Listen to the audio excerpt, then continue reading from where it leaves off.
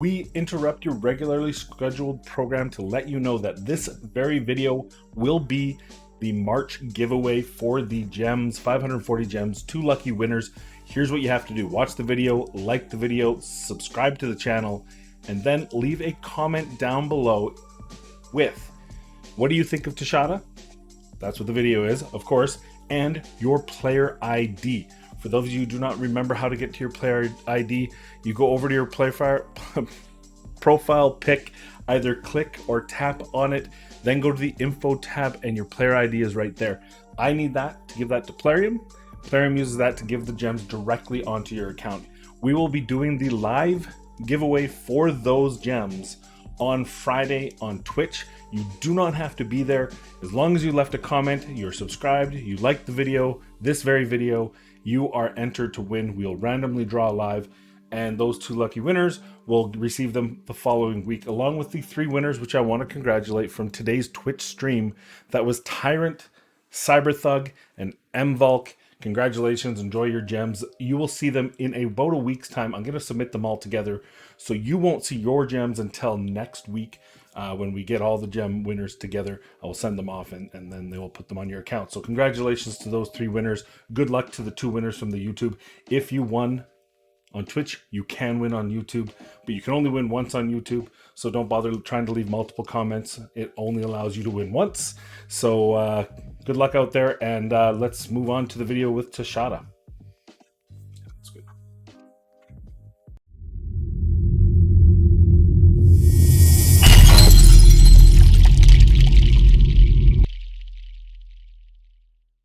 Hello, welcome back to the channel. I am Mad Capper, and there's another video on Raid Shadow Legends, and another in our series of I built them so you don't have to. Today is the long-awaited video. Will the champion of the shitter be dethroned? I made a proclamation that Lich was the worst champion in Raid Shadow Legends among epics, but I think we might have a new champion. We might have a undisputed new champion, and her name is Teshada. So without further ado, let's get right into it and talk about Teshada. Teshada was the overwhelming choice among my chat when I spoke in Twitch and said that Lich is the worst champion. To me, Lich has one ability that is useful, that is his turn meter reduction on his A3, but his 1 and 2 are both passenger abilities. They do nothing but for himself, and they don't even deal damage. They kind of just are there, and they're kind of useless. But it is possible that this very champion right here, Teshada, might dethrone our reigning champion. Her kit is confusing. We'll get into that at the end of this, but at first, let's just go over her kit. First of all, her stats: HP 16,350, attack 826, defense 1387. It is important to note that she does use both for her damage, so attack and defense, which is just one of the worst things that Plarium's done, in my opinion, based on just character stats and character creation. I mean, I don't like reflect damage, but at least I understand what they were trying to do. I don't understand why you put 2 opposing stats and try to combine them for one thing. If I'm trying to make her a attack champion, I put her in an attack chest. That means she's not going to have a defense percent chest, which means she's not going to get both at any level. And to put her at 2k both is a bit wish-washy. So I don't understand it, but nonetheless, I got to let go of that so we can finish the kit here. Crit rate 15, crit damage 50% automatically tells me that she's probably not going to be a huge damage dealer. There are a few exceptions, but for the most part, if they don't have that 60% crit damage at epic level, then they're probably not going to do a ton of damage, but we'll find out. Her kit itself, this is a great actual ability. To have speed and faction crisp by 20% from an epic, it's pretty good. It allows you to speed up those runs if you aren't quite getting a 2-to-1, or you need that extra boost in speed to be able to make your teams work. So I do like the aura. Of course, Spirit Appeasement attacks one enemy, revives an random ally for 40% HP if this attack kills the target, and it is only available when an ally is dead. And this, we'll get to it later. Her A2 attacks 3 times at random. You know I hate random like that, but whatever. If it's 4 times, it's okay. 3 times, I just despise it. Sorry. Each hit has a 50% chance, bookable to 75% chance. Bookable to 75% chance for the 25% weaken debuff for 2 turns. The chance of placing the weaken debuff increases to 100% on critical hits. And this is a 4-turn bookable to 3-turn cooldown. Then her A1 attacks one enemy, has a 50% increased attack buff on this champion for 2 turns if the attack is critical. As you can see, like I mentioned, on all 3 abilities, damage is based on defense and attack. So we brought in a couple of different champions for very specific reasons. As you can see here, by the way, one of my Twitch subs did come up with a really brilliant idea that I should be using the Doom Tower to do these tests. And I will do that at some point because A, it saves me energy, and B, that way I can bring in all manner, because typically Doom Tower is not affinity related, and I can pick, say, like hard level 1, I have magic, I have spirit, so that with that different combination of champions I can use different types of champions as far as affinity and still get those great results out of it. But for now, we're going to stay at the dragon until I can get an idea, get a handle of what my top champions do, and do some testing and get some numbers on paper so I can really have an understanding of that. But that's a great idea. Thank you. I can't remember who it was, but thank you to whoever that was. We'll probably be doing that in the future, switching this out to Doom Tower Hard level 1 so that we can continually go through and test this without it costing energy. But for now, I'm going to burn that energy for you guys. Here is the 5-sum that we are bringing in. As always, we are bringing in our Venus for our decreased defense and weaken. Now, I know she has a weaken on her A2, but she's doing the damage first.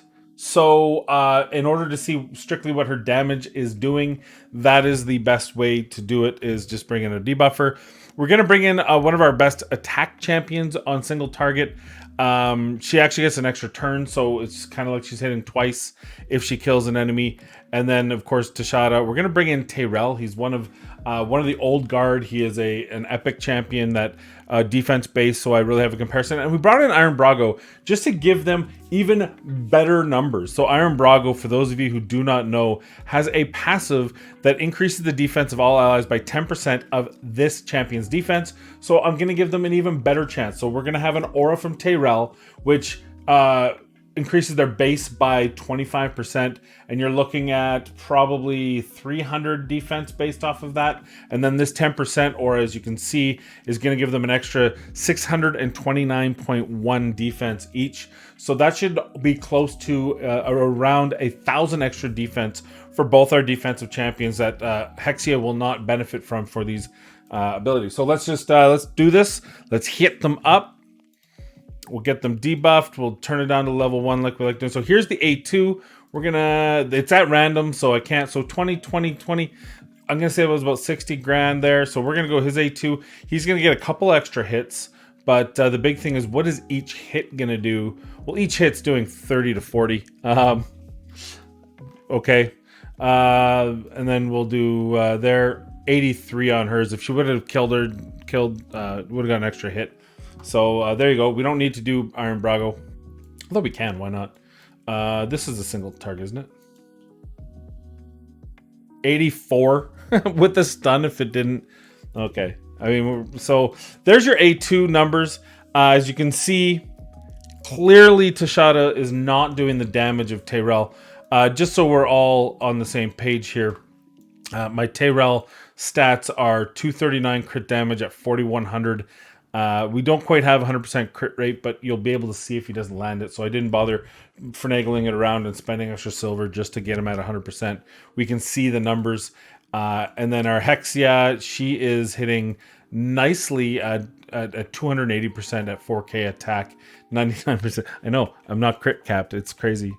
And then, of course, Teshada, just to get a little snapshot, she's 99%, 222 at 4184. Plus, keep in mind that we're getting close to 1,000 extra because of Iron Brago, plus the ally, 25% ally defense in all battles. So, yeah, A2s, clearly Teshada's not doing anything. Let's check the A1 out. Maybe it's better.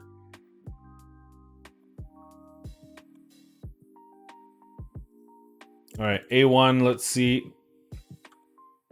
30, 33.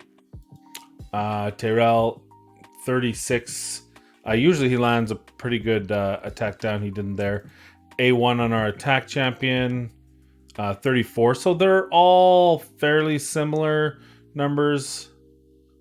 He didn't crit. I don't have him for crits. I just happen to have that big defense. So there you go. Pretty much the same all across the board. Oh, Venus was a debuff. Brago, because he didn't crit, and I don't have him built for full crit. We have him built for just for this to give that extra defense boost. Not impressive, but not like, I mean, this is the same as everyone. So her A1 seems to be, so she's putting an attack up, and she supposedly does her damage based on defense and attack. So that attack up, so she's got 5k defense when you include the aura and you include Brago's passive.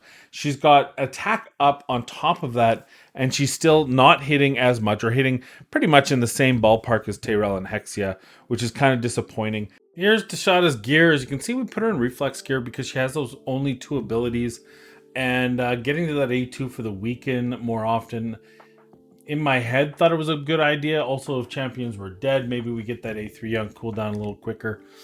I don't know if it's really the right answer, but we thought we'd try it out, and we had a reasonable one to get some stats out of this.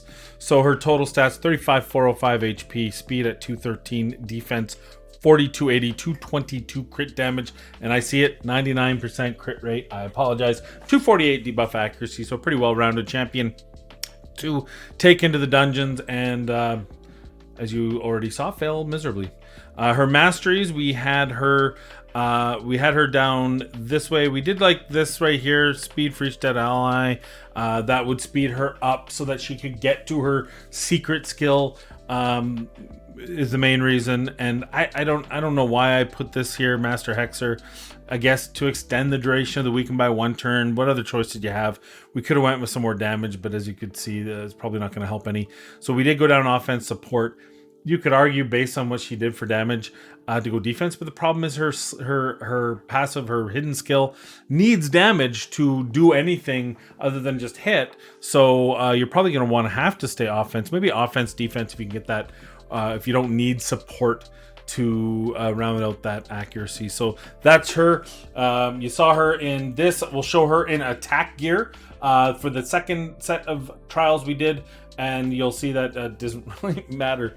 Yeah, we should show that her total 42 is what, 52, 58, 88 with this gear combined. If that's how it works, I don't even know.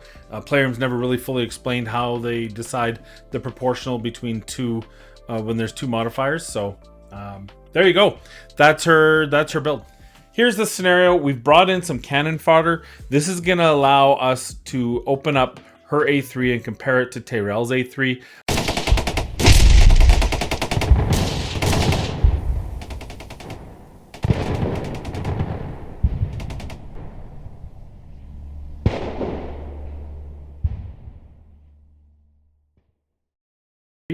Remember, 132 for him. What does her A3 come out at? 116. So not a bad hit, but again, not as much as Tyrell. Also, it has the revive property, but didn't revive. Now, I don't know. So it's a good hit, but it's only unlocked when someone's dead, and it has to kill someone to revive. So I'm a little mixed bag with it. It hit really hard. I do appreciate that. Now, granted, there was a defense up on top. I can't even imagine. I would love to do the math, but I lied. I don't want to do the math. One of you can do the math. 60% defense up, 25% defense aura, 10% from Iron Brago, and she was at about 4,100 base defense, or sorry, total defense, 1,329 base, I believe. So anyway, there you go. Not impressed with her damage. Other than that last one hit okay. But overall, I think the kit doesn't really, like, you can't rely on that damage because it's a hidden skill. So I would say that overall, you're not going to be using Teshada for damage, which leads me to wonder what you're going to use her for. So I'm not going to take her into a dungeon run because I don't think that's really going to help. What I'm going to do is we're going to replay this, but I'm just for my own peace of mind, I am going to put her in some of my best attack gear. I have Phoenix waiting in the works. He's got a set of Savage with high attack. We're gonna put her in his attack gear, and we're gonna see whether or not maybe the attack, maybe we all got it wrong. Maybe it says she's a defense champion. Wouldn't be the first time. We're gonna put her in full attack gear and see if it makes any difference to those numbers. So we will be right back. before we go in there, I just want to show you what we did with her here. Uh, okay, so we had to do a lot of finagling. We got her to 98% crit rate. We'll watch for the weak hits. We've got her in 3,000. This is the same gear that gives 4,500.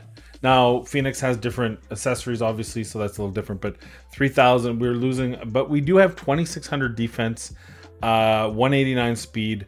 So we got rid of the accuracy altogether. We're just straightly going damage. The total number is higher than before, and we're going to use the same group. So in theory, if it's an even split between attack and defense, she might show better. We'll see. But let's see what the numbers shall not lie, as someone said somewhere, I'm quite sure. Again, we know what Tyrell's doing, so I'm not really looking to see his numbers. So we'll just attack there. So her A2, which before was 20, well, okay, so very well, she hit Tyrell, who's got higher defense there, but it was higher numbers. We'll see more on her A1 and her A3, but it is at least hopeful, I would think. Let's sure. Let's yeah, that's whatever. Oh, look at that. Look at it. The dent. Oh god. Medic. All right. This one hit for what, 119 last time. She's got the defense up. She's attack based. She's got the savage gear on. Here is our Faction Wars showdown. First, we're going to do Kalia. I'm not going to, well, I might speed it up and let you go through it. So, full disclosure, Kalia was not actually booked or mastered when I originally did her video. And that's really unfair to her. I didn't like her. I thought she was a Vault champion. I thought that her kit didn't really do much for you. Even for Faction Wars, I thought it was kind of a waste. But we want to make sure we're giving everything equal light and fair treatment. So I have booked her and put on her masteries for this video alone. This video is the most... This is the more than Alika video. Ironic that Alika is on the team. So we've brought in a fusion champ, a free champ, a farmable champ, one of my favorite epics, and Alika to fight the boss. We're going to see how long it takes. So let's go.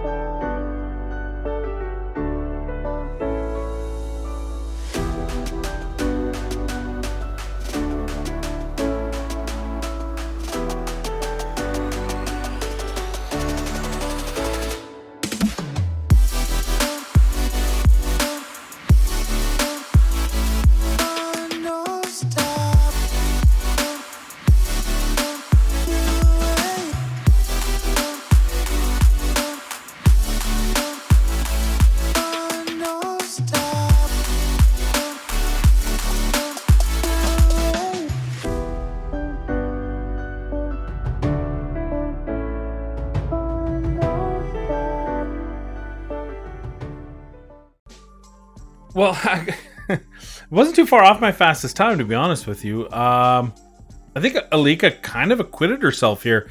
We might be doing an updated, Kalia. We might be doing an updated Kalia video because she actually did the most damage on the team.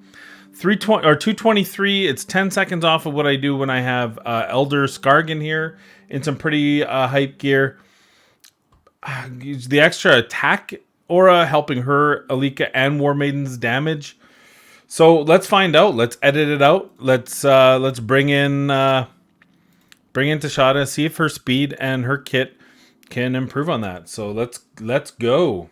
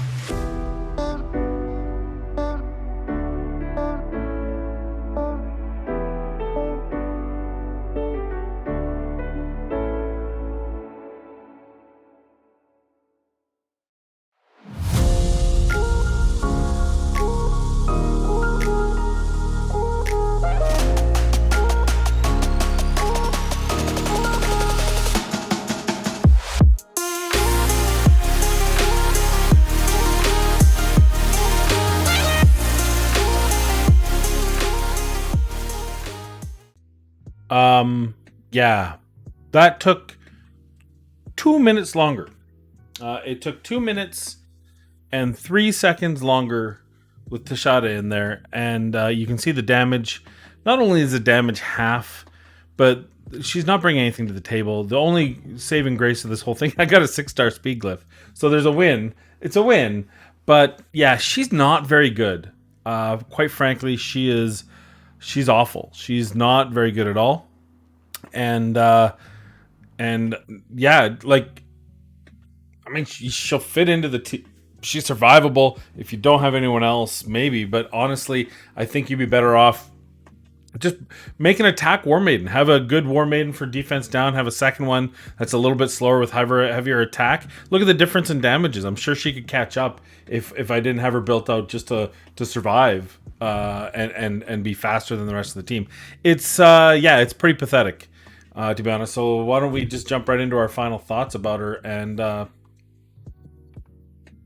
they ain't pretty. My final... okay, I gotta tell you. My final thoughts on Teshada, I just rattled on for 10 minutes. So we're gonna pare that down. Here's the thing. Here's what my dream is for her. Because she's garbage. She's hot garbage. Let's just talk about her real quick. First of all, she's got a modifier based on attack and defense. Her attack is 826. Why are you doing this? She hits like a wet noodle. Not even. Wet Noodle, I'm going to get a cease and desist letter from Wet Noodles from the noodle companies because they're going to be like, no, we hit harder than her. Like, come on, stop being an asshole. Doesn't hit very well. This thing is so inconsistent. It doesn't hit hard enough to guarantee that it's going to revive anyone. So it's hidden. Her only skill that hits for damage is hidden until someone dies. And then, maybe she'll kill someone, maybe she won't. And then it disappears again. Like it just doesn't. It doesn't flow very well, right? This A2, I hate 3 times at random. I'm never gonna get over that. But you're probably never gonna listen to me. But it's 50%, bookable to 75%, but it's 100% if it's crit rate. So why are people putting these books into it for the cooldown? You've got to be kidding me. People are just gonna say forget it. You know what? In dungeons, I can make champions typically go 2-to-1. So I'll just keep it at a 4-turn cooldown. I'll just give her 100% crit rate with crit rate gloves. Don't bother with the crit damage shit because she can't hit anyway. So you're just basically using her as a cheap weaken and a defense champion that can survive while the other champions actually do something in the fight. And then her A1 puts this increased attack, which we already proved. We put her in my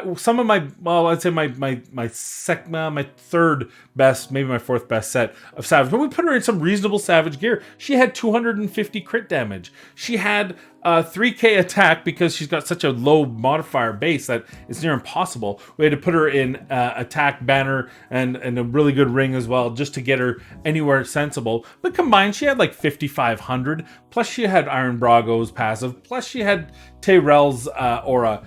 And she still hit for less that way than she did just going strict defense. So, having an increased attack didn't do anything for her. The increased attack just made her A1 hit as hard as everyone else's hit. So what's the point of having an increased attack? Just make the modifier the modifier. So here's my dream. So this is my hope that somewhere in Plarium, someone's got a screen on, someone in the development team, and they're watching, but probably watching Hell Hades, because let's face it, he's got 100,000 subs. They probably all watch him at Plarium. He's a wholesome gentleman. He's a pretty good dude. And then say they get busy and they forget, and then it probably plays, ironically, a Murder Inc. video next, and then it goes to Chosen and Stu, and then maybe it hits Darth and he turns and he hits fast forward because they're still mad at Darth at Plarium, so he skips that one, but he doesn't have time to choose a new video, and it keeps playing. Maybe 10, BGE gets up there, and TK and Ivy and everyone gets on there, and somehow about video 15, he's done his work. He comes back to grab maybe a second cup of Java, a cup of coffee, and you see accidentally my video's playing. If this has happened and you're there, let's have some fun with the champion for once. Teshada's useless. No one wants her. No one wants to build her. My opinion of her is leave her in the vault. Feed her. Don't hold on to her. She's a useless piece of trash. But let me give you what I would do to her kit to make her fun. So she's got this skill, right? It's only available when dead. So it's a hidden skill. Well, I know of a couple other hidden skills. I know a hidden skill called Sky Piercer. And I know a hidden skill called, what is it called? Peril, right? Those are hidden skills. And lo and behold, those hidden skills hit for stupid damage. Make this hit for stupid damage. Have fun. When this thing, so a champion dies, put it to like a 7-turn cooldown or a 6-turn cooldown. No books, you get a chance at this. You get one shot, right? She's an epic champion, so it doesn't even have to have the same cooldown as those other two. But when it hits for like 3 times the damage it does right now. So someone dies, it unlocks, she takes a turn, you're going to pay for it. It's such a neat mechanic when it's like that people will have to think twice. She would become relevant. People would make kits for her. People would figure out how to use that ability, possibly, or possibly not, but at least some people would have fun. You know, a lot of people say Mortal Macabre is useless, but for those who can make use of his kit, when he opens up that peril and can build a team around that single, you know, absolutely destroying ability, it becomes fun. And so people have started to build out Mortal Macabre, particularly in Platinum level arena. For that, why not have Teshada give that same shot, right? Get rid of the attack, right? Just make it based on defense. Let's not fuck around here. When this opens, 3 times the damage. Make her multipliers 3 times what they are now. This here, get rid of this. Each hit has a 50 bookable to 75. No one's going to book it anyway, man. No one's going to book it. Get rid of the increase to 100% and make it 75 bookable to 100. So there's any point at all of putting books in her. Or don't, and no one will put books in her. It's your choice. I hate the random. I'm never going to win. Weaken is at least a reasonable ability. And then get rid of the increased attack, because we already said we're going to get rid of the attack. Make this an increased defense. So imagine this. She uses her A2. She puts weaken on everyone. Someone on her team, or then she uses her A1, puts an increased defense on herself, someone dies, and then she gets to go to Cowtown. She gets to make someone pay. She gets to hit someone so hard, her kids instantly, their kids start crying. Whoever she hits. That would be fun. I think that would make her a fun champion. I think it would make people want to use her. It wouldn't make her meta, but it would make her a niche, fun champion, which right now is a hell of a lot more than you can say for her now. So please, if this is video 15 at Plarium, whoever's watching this from the dev team, if this is video 15 for you, please heed my words. Take it to the creative team. Tell them to make that thing hit hard. Harder than it's ever hit before. And make Teshada great again. That's all I'm saying. That's all I got for you today. I hope you enjoyed the video. Please, in her current state, throw her in the vault. Feed her. But do not build her out. She's not good for faction wars. Stay tuned for an updated Kalia. I'm going to redo Kalia's video because honestly, after this video, she definitely deserves it. Unlike Teshada, who deserves to rot far, far away from anyone's team ever again. Those are my thoughts. What are yours? Did any of you make the foolish mistake of building her? Please, I hope not. But do you think would you use her if her A3 hit like Peril? If it hit like 3 times the damage? If it hit for 300k? I think that would be fun. What do you think? Let me know in the comments down below. Most importantly, everybody, please stay safe, be kind, and we'll see you in the next video.